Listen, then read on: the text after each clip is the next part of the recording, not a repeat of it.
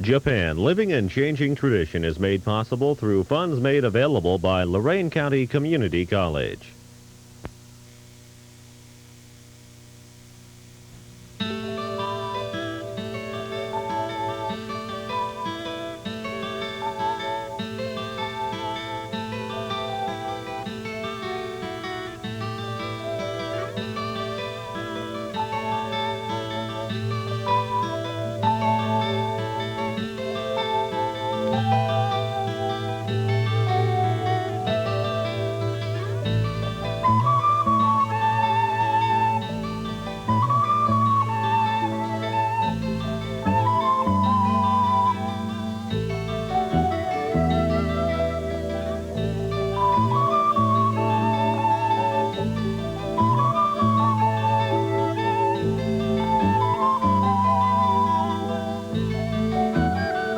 WVIZ TV 25, Cleveland. This is Ohio Educational Broadcasting.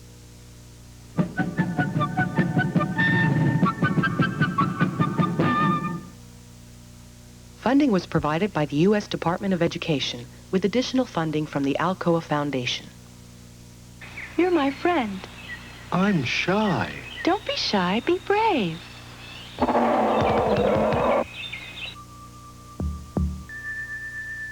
Talk, talk, talk. We spend a lot of time talking with one another, communicating ideas, feelings, and dreams. When we communicate over distances, we use telephones, radio, and television to share our ideas with other people. Cables, wires, and even satellites in space carry our words and pictures to all parts of the world, and their words and pictures back to us.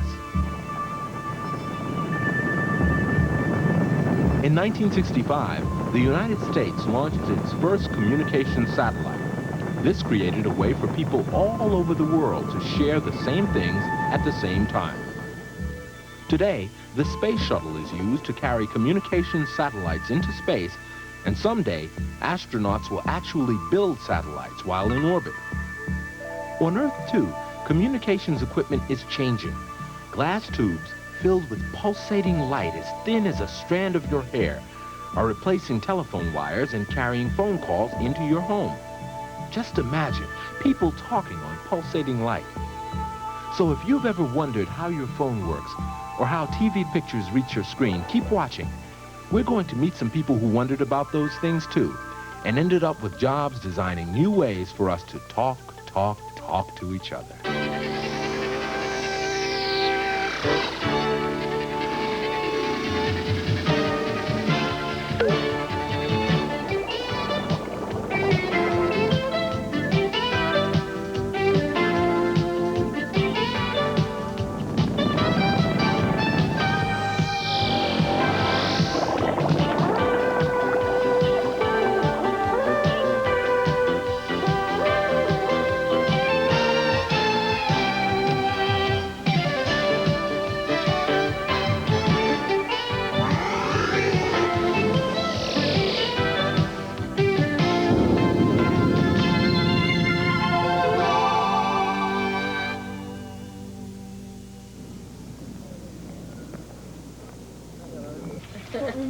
Oh, sure.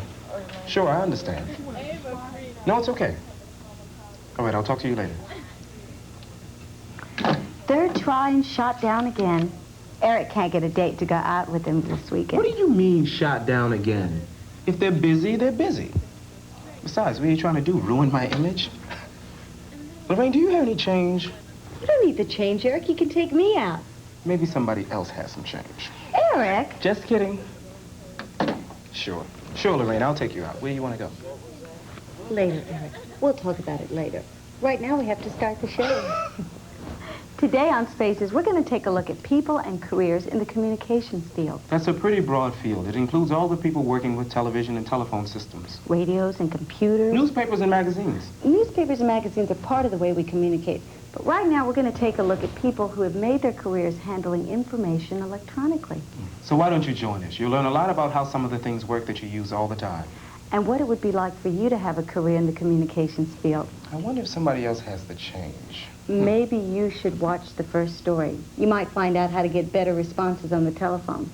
Then you wouldn't need $2 worth of change to get one date. You still think I got shot down, don't you? Well... She still thinks the kid got shot down. Yeah, we're having a really nice time. It's really fun and everything, but we miss you guys. Most of us think of the telephone as an instrument we use to talk to our friends. But the invention of some new technology has added a few things. The same telephone wires that bring you voices can also send pictures and computer information all over the world. With the right equipment, you could receive and send letters to your friends far away, or challenge them to a friendly competition of video games. The people responsible for these new ideas are called telecommunications engineers.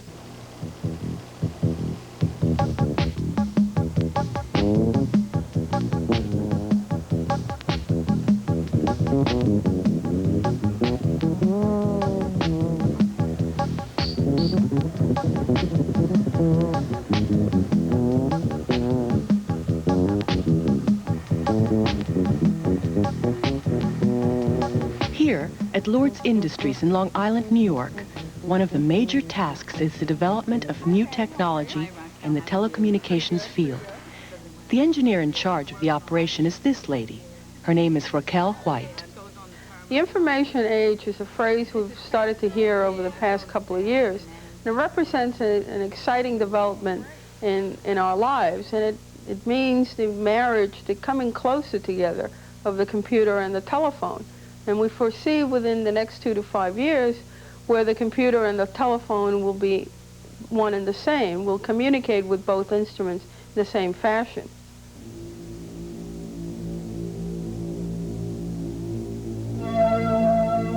To handle the growing amount of information traveling over our telephone lines, engineers have developed a new type of cable.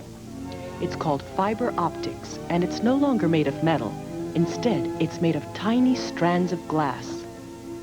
Fiber optics is a new type of cable. It's a new technology that allows us to bring dial tones to our homes and businesses.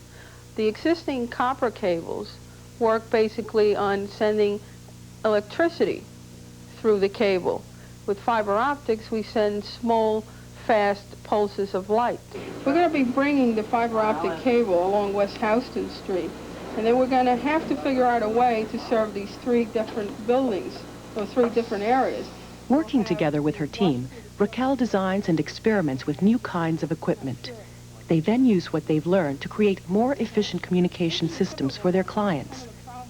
The benefits to New York University of their new fiber optic network will be several. First of all, and the most important one, is the fact that they'll save quite a bit of dollars in their monthly telephone bill to New York Telephone, because they will now own the cable. They do not have to pay rental fees to New York Telephone.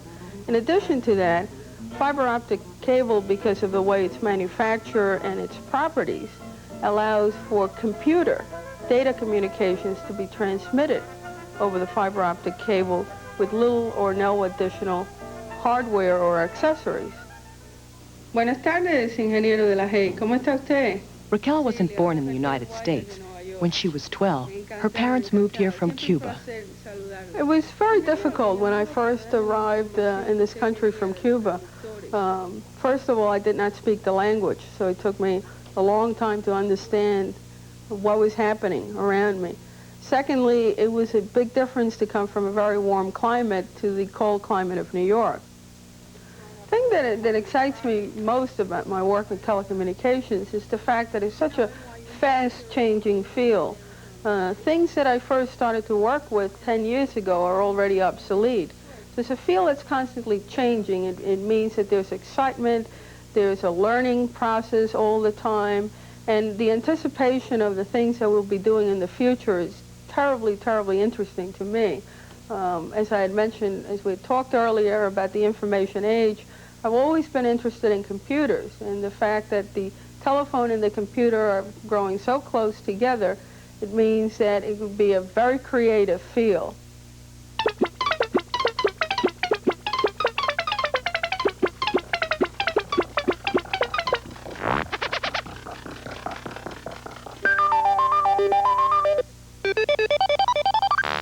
Mind blowers.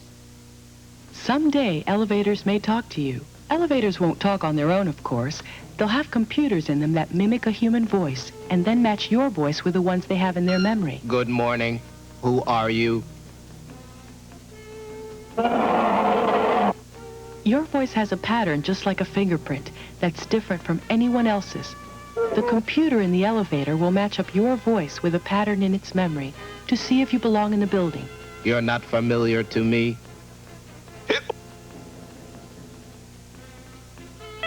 Good morning. Who are you? I'm Janine. You know me.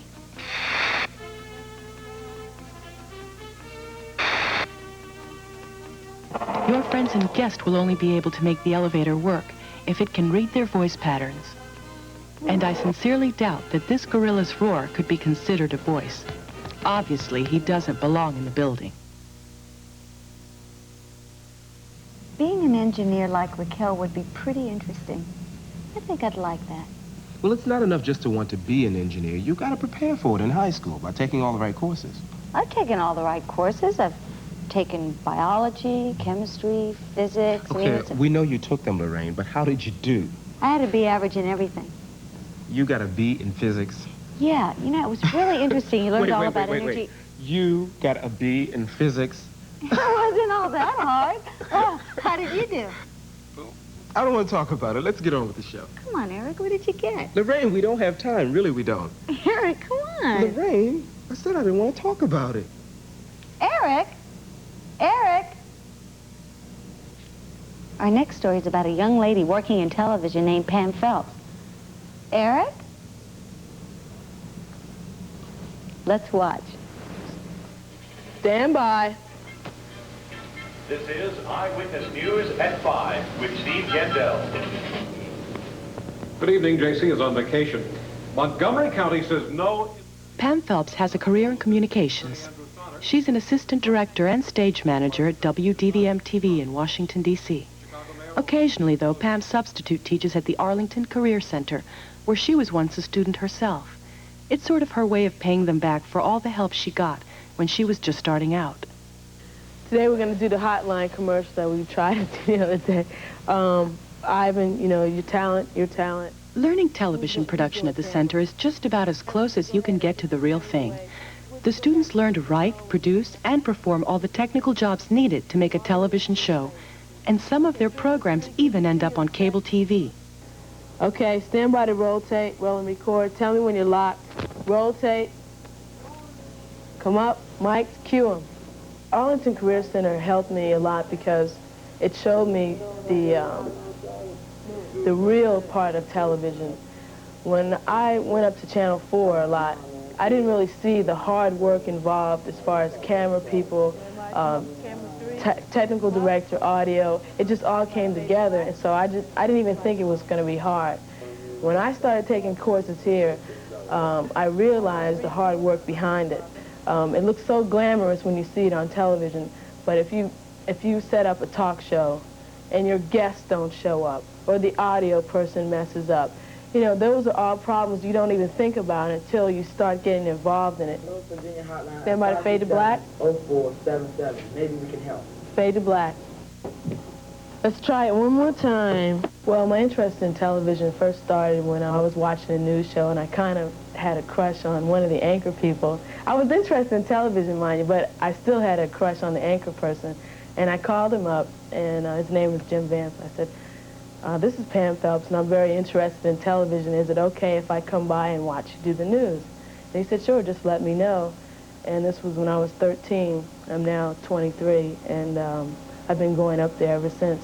Pam was not the first youngster to be fascinated with either me or somebody else that they see regularly on television, and I don't think it's that out of the ordinary for a kid to be so fascinated. What impressed me about Pam is that she wasn't starstruck. Pam was not interested so much in the fact that I was a television personality as the fact that I was doing something that she thought she might like to do. Pam eventually landed a summer job at WRC TV, where Jim Vance was a newscaster. It's clear that her confidence and persistence worked in her favor. Later, she moved on to her present position at WDVM, but her ambitions don't stop there either. Well, right now I'm working full-time and I'm going to school. I'd like to get my degree in communications so I can further my career in television. I don't want an opportunity to come up and they say, well, Pam, how much experience have you had? Oh, well, I've done this and this and this. Well, do you have a degree? No. And they say, well, I'm sorry, we can't hire you. I don't want that to happen. I want to be able to be, I want to be qualified for all the jobs that come available to me. Most careers have a natural plan to follow for success. Like if you want to be a doctor, you have to go to medical school. But in a field like television production, sometimes there isn't a set plan. And the most important ingredient for success becomes hard work. All jobs in television don't require college degrees, but a lot of them do. So Pam's desire to finish her education can only prove helpful, especially with all the new people graduating every year with stars in their eyes. Every person that gets into television, their story is going to be different, and I can only go with what happened to me. So to develop your interest very early, and then call people, you know, tell them, look, I'm interested, you know, is it okay if I stop by? Can I watch you do the news? Can I watch you do a certain show? Make your contacts, and most of all, be nice to the people that you meet, because in this business, it's so small. If you're mad or you have an argument with someone, you never know, that person might be your boss, you know, tomorrow. So try to be nice to the people that you meet. Make your contacts and keep up with them. You don't have to bother them and you know, call them up every day. Make sure that they know you're out there. If you want something, go for it. If you think you are interested in something, find out about it. And if you think that you have determined that you found something that you would like to do, then apply yourself 1,000%, because that's in effect what Pam did. She didn't come once and get satisfied and that was it. Pam was here almost every day, almost making a pest out of herself. But she always came positive, and she always came with enthusiasm, and she always came with questions, and she always came hungry for more. And I think kids can take a good lesson from that. That's not a bad way to go about your life. Okay, move camera 2, there you go. Tilt down, camera 3, tilt down. You're on the air.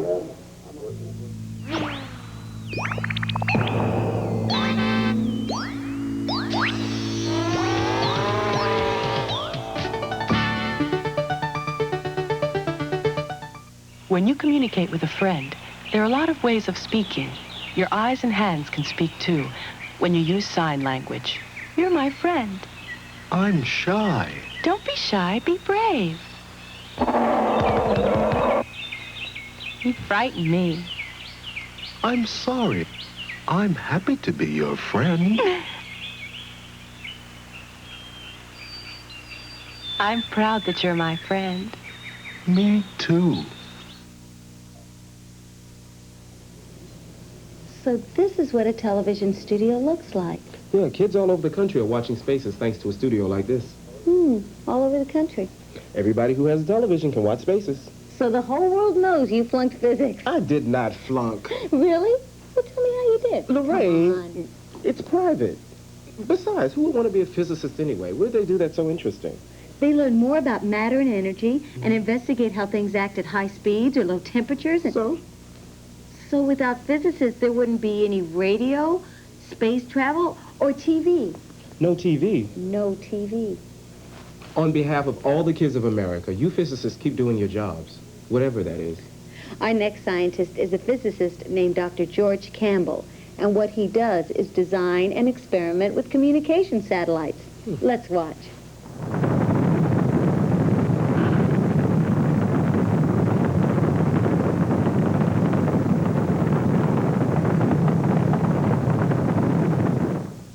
After liftoff, Space Shuttle astronauts and mission specialists have many jobs they must carry out on each mission.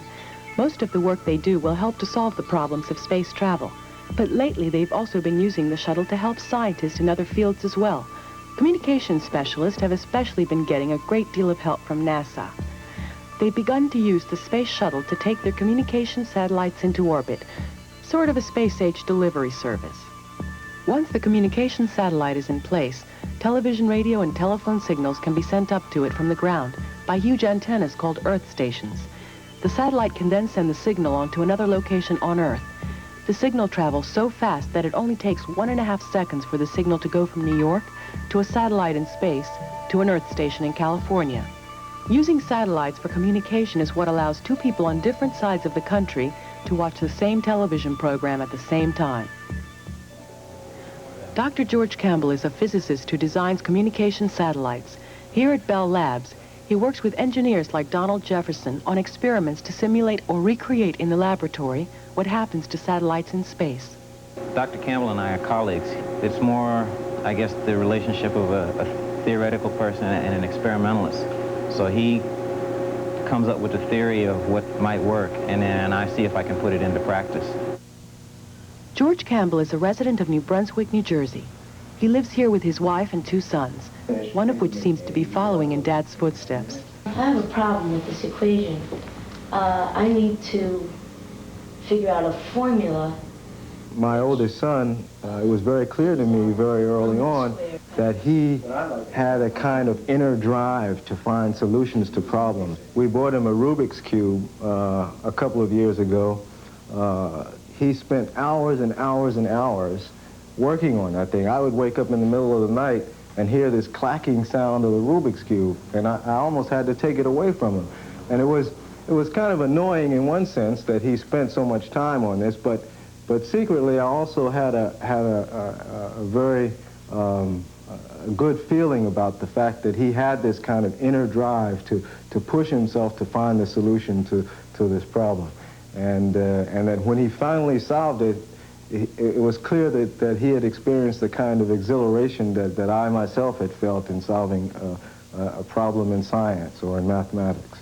When George was a child, none of his teachers would have predicted that he would now find solving math and science problems so exciting. Even though we were very, very poor, my mother did domestic work, for example, for most of our early childhood lives. But she made us feel, she gave us a very sort of positive feeling about ourselves in spite of the poverty. We weren't made to feel that there was something wrong because of our poverty.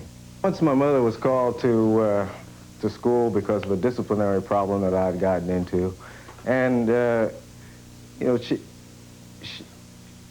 she felt that the reason I was in this disciplinary problem was that I was not being challenged in school, that school was a boring situation. She didn't see me bringing books home. She didn't see me working very hard at home. I came home and I had time to play, and yet my grades were good. And she felt that I wasn't getting enough in school, that something was missing. Dr. Campbell's early experiences have benefited his sons, who are often challenged by the things that their dad brings home. I bought a small personal computer for the house because I thought it was very important to provide the children with exposure to this very important tool of the modern high technological society.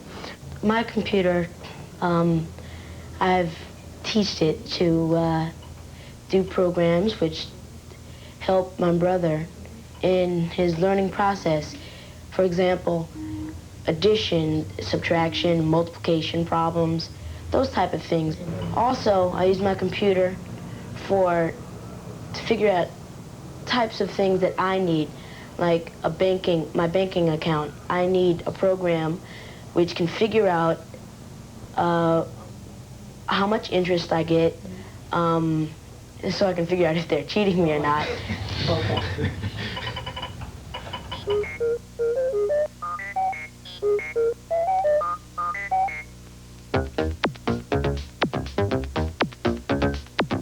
Ready for your next request? Let's see the pie chart now. Pie chart. Please wait. Ready for your next request? Our society is transforming from an industrial-based society to an information-based society. 40 million people today are working in the area of information generation, gathering, distribution, processing, and so forth. So a few years ago, that wasn't the case. The majority of the population was involved in manufacturing, using their hands, drilling, carving, hammering, constructing things. And it's predicted that by the end of the decade, something like 75 or 80% of the population, the workforce, will be involved in information gathering and information distribution and the handling of information. I can envision in a very few years that we'll be able to wake up in the morning and log on to a computer and collect our mail, place orders for our groceries, look at the daily headlines, check out the weather, and so on. So we will all be using computers in the very near future, no matter what our field of study is. Scientists like Dr. Campbell are constantly trying to improve the way we communicate with each other, which means better quality television, telephone, and computer services. With information becoming one of our country's most precious products, it's pretty obvious that getting messages around the world as fast as we can is going to become more and more important. So now we know a little bit more about some careers in communications. Yeah, we know what it would be like to be an engineer or a physicist. You know, I still think I'd like to be an engineer. Remember that quiz we had last week on the kinds of things you like to do? Yeah, whether we'd like being a part of a team or taking things apart. Yeah, right. Well, building things and being organized, those are the kinds of things engineers do. I'd be great. What would you do? Think of a way to have TV without a set. You're kidding. Just a thought. It's not too soon for you to start thinking about planning a career. You can be anything you want to be. And if you're curious about how things work or have ways to improve them, you might want to become a scientist. Or an engineer. And if you do, there are lots of things you can do, like visiting museums or talking to people who have careers you might like. Yeah, or joining clubs, or getting involved in science fairs. And of course, studying real hard and getting good grades. Speaking of grades... Oh, Lorraine, don't start that again. What kind of Lorraine, grades? Good grades. Like A's and B's. In chemistry and algebra and physics. Physics! Are you going to tell me now? You stop. Come on, tell me now. I got What good did you get? grades. Come on, what did you get? You said you got a D, right? No, I got a B. I was in everything. You made it. You know. I'm going to get it now for you.